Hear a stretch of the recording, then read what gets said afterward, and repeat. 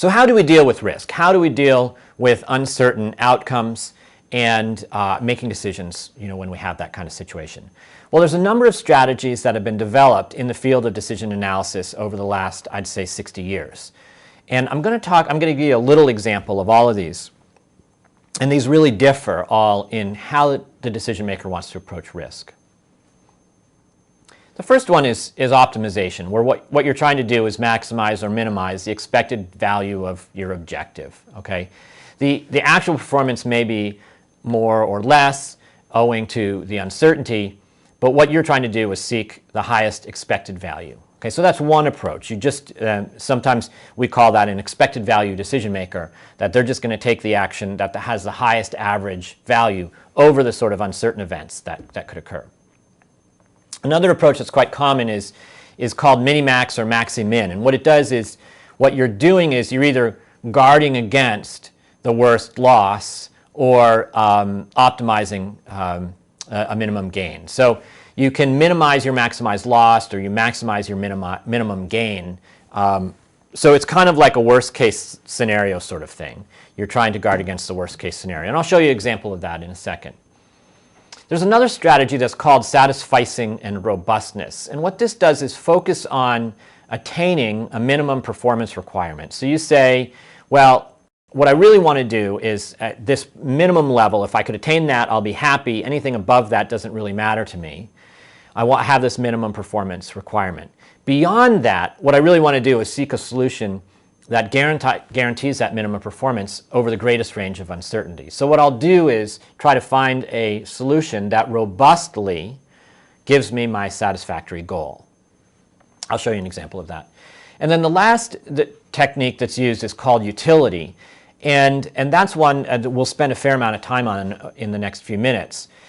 And what you do is you translate your return into a utility scale that expresses the risk attitude of the decision maker. And there's been a lot of theoretical work done on utility and how you can use the idea of utility to express the risk averseness or the risk seeking value of the decision maker. Point is that all of these approaches differ essentially in the decision maker's attitude towards risk. Now, let's look at a short little example that demonstrates all of these at once. So I have a little table here that has 4 choices. A decision maker has to choose between, let's say there are 4 envelopes, okay, A, B, C, or D. And there's 4 possible outcomes. The outcomes are a gain of 0, a gain of 10, a gain of 20, or a gain of 30. So you might think of this as there's some amount of money in each of these envelopes, I guess. And there's a probability of it being 0 or 10 or 20 or $30. And you need to decide which envelope to choose. Okay, so for instance, envelope A, there's a 25% chance that there's nothing in it, a 25% chance it's $10, 25% chance it's $20, and a 25% chance it's $30. Envelope D, there's a 20% chance it's nothing and an 80% chance that it's $20. So there's some uncertainty, right? You don't know what's in the envelope before you choose it, and there's different probabilities. Well, how are you going to choose which envelope is best? Let's look at a couple different strategies. The expected value, the column that says EV, is the expected value. So that's the average payout of the envelope. So envelope A, because there's an even chance of 0, 10, 20, or 30, the expected value is $15. In envelope B, there's a 25% chance it's $10, a 25% chance it's $30, and a 50% chance it's $20. The weighted average of those is $20. The weighted average for envelope C is $23. The weighted average for envelope D is $16. If we're an expected value decision maker, if we're trying to optimize, then we might choose envelope C because it's got the highest expected value of $23. Suppose, on the other hand, we want to take a maxi-min approach, right? We want to look at the minimum amount that'll be in an envelope and choose an envelope that's got the maximum minimum amount. Okay, it sounds silly to say it. Let's show. Envelope A could contain $0. The worst case for envelope A is that it's got $0. Okay, so in this column in this table that says min, the minimum amount you could get from envelope A is 0. In envelope B, there's no chance of it being 0. The minimum amount you could have is $10. So that's what's in the minimum column. C and D have a non-zero probability of nothing in the envelope. And so their minimum value, the worst case, is 0.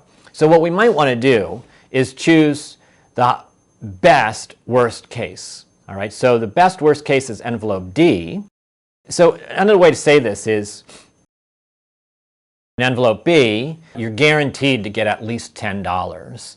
And that's the highest guaranteed minimum of any of the envelopes. Okay, so you're guarding sort of against the worst case in this particular strategy. You know, that's reasonable. Maybe that does express the risk attitude of a particular decision maker. People might be quite different on this. Let's look at the robust satisficing. Let's say that there is a music album that you want to download from iTunes, and it's going to be $15. What you really care about is having at least $15.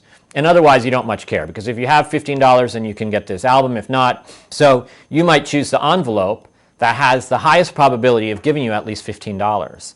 And so this last column, the P greater than 15, this is the probability that the amount that you get will be at least $15. So in envelope A, there's a 25% chance that you'll get $20 and a 25% chance you'll get $30. So that's a 50% chance that you'll get something greater than $15. Envelope B, there's a 75% chance. Envelope C, there's a 70% chance. And in envelope D, there's an 80% chance that you'll get greater than $15. And so if you want to robustly reach your satisfactory goal of $15, you should choose envelope D, because it's got an 80% chance of reaching that goal. So the point here is that these are all legitimate ways to approach risk. They just express different risk attitudes, and that's part of the value judgment of the decision maker. Let's look at risk attitude another way. Considering the following wager. Suppose you win $500 with probability of 0.5 or lose $500 with probability of 0.5. Would you pay to get out of this wager? Suppose you were forced into this wager. Somebody held you at gunpoint and say, all right, I'm going to flip a coin, and if it's heads, you win $500, and if it's tails, you lose $500. This is a strange way for somebody to rob you or not rob you. But so would you pay to get out of this wager? Would you pay this gunman to say, yeah, let me out of this wager? And if so, how much? Or another way to think about this is maybe you'd pay to get into this wager. Would you buy a ticket that had this kind of gamble associated with it? And how much would you pay for that ticket? So what I'd like you to do is pick one of these, okay? Either whether you would pay to get into this wager or pay to get out of this wager. And I want you to draw a decision tree that would represent this question, this decision. Okay, so you've got some space in your book on page I-5 where you could draw a decision tree that might represent the decision you're faced with in one of these two settings. And so why don't you take a few minutes, pause the video, and sketch out a decision tree that represents this decision, and then think a little bit about how you feel about that particular wager, whether you'd pay to get in or out of it. I've asked you to draw a decision tree that represented this sort of strange kind of wager. Let's look at the first one. Would you pay to get out of this wager? There's two branches here. If you pay to get out of this wager, if the answer is yes, I'd pay to get out of this wager, there's a sure outcome. Your return on this is negative X, whatever amount you would pay to get out of this wager. Let's say if it was $5 or $50 or $100, whatever you would pay. That represents a loss to you. It's a known loss, right? There's no uncertainty about it. You pay that money, you're out of the wager, that's it. If you don't pay to get out of the wager, then the coin gets flipped, it's heads or tails, and you either win $500 or lose $500. And so these are the possible payouts. Now, it turns out that the way we've set this up is there's a 50-50 chance of winning or losing if you're in the wager. And so the expected value if you pay to get out of the wager is negative X.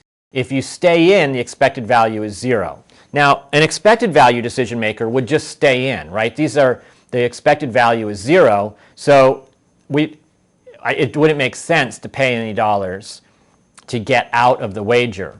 because that's a guaranteed loss versus an expected value that's even. But you might very well, it might be quite rational for you to pay to get out of this wager, largely because you're concerned about that $500 loss. And you want to avoid, in particular, that $500 loss. And it may be worth taking a smaller loss, a guaranteed of, say, $50, to guard against the uncertain loss of $500. So that would be the logic behind paying to get out of this wager. What about paying to get in? Let's take a look at that decision tree. That decision tree looks a little bit different. If somebody's offering you the opportunity to be in here, you're not forced into it, but you'd have to pay to get into this wager. If you don't pay to get in, then you're not out any dollars and you don't face any risk. So the expected outcome is zero, right? But if you pay to get in, then when you flip the coin, if you win the $500 less whatever you paid to get in. So 500 minus Y, let's say. If you lose the $500 and you lose the amount that you paid to get in. So say you paid $50 to get in, you've paid $50 for this ticket. Then if you win, then your gain is $450. If you lose, your loss is $550. So we do the probabilities, the probability 50-50 either way. The expected value, the expected loss is whatever you paid for the ticket. The expected loss is the $50 or whatever you paid for that opportunity to be in that wager versus an expected win or loss of zero if you don't buy this ticket. Well, under what circumstances would it make sense to do this? Well, if you're really interested in that $500 gain, you may be willing to pay money for that ticket on the chance that you'll get that gain. And you're not so worried about the loss. So you really you're seeking the opportunity for that win, and you're willing to take something that's got an expected value that's negative for the off chance of that win.